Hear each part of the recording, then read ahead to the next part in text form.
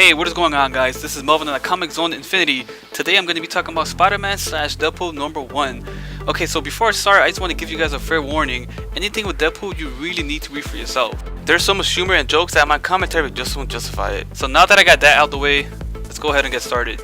Alright, so this comic starts with Spidey and Wade face to face going at it. Next thing you see that they are tied up being held by some Fire Lord, and Deadpool continues to joke about getting an erection. I honestly don't know whether to read this or not, but as they are about to meet certain doom, Deadpool continues and mentions that he can no longer hold his excitement. He proceeds by dislocating his hip so Spidey can free his hand and grab his katana to cut through the web. As they continue to argue, Spidey mentions that Deadpool actually brought him to hell. They manage to beat up the goons and Deadpool decides it's time for a flashback. So previously, as Spidey was doing his thing fighting criminals, Deadpool comes in and distracts him. He mentions that he quit the most badass team of all time, the Avengers. As Spidey is engaged in combat, he wants to show him something on his cell phone called the Moral Compass, which he spins and watches down on chaotic neutral. So he hugs Spidey, blow kisses, and teleports away.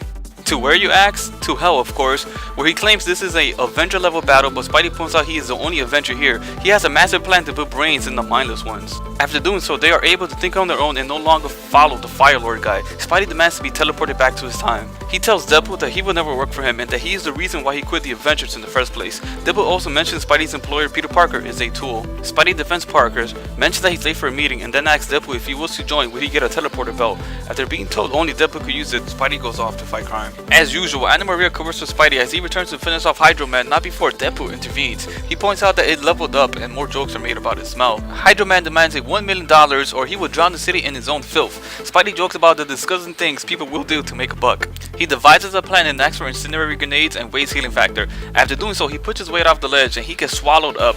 Perfect timing for Spidey to pull the pins. So now that both heroes are cleaned up, sort of, Spidey's on his way when Wade stops him for a second. He wants to tag along with him and earn the title of a hero.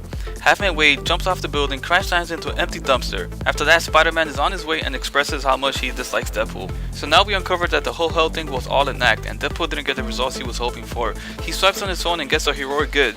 Next, the mercenary gets a target for 100 million, Peter Parker. He hopes this doesn't sever ties with his good buddy, Spidey. And that's the end of the comic. Let me know what you guys think.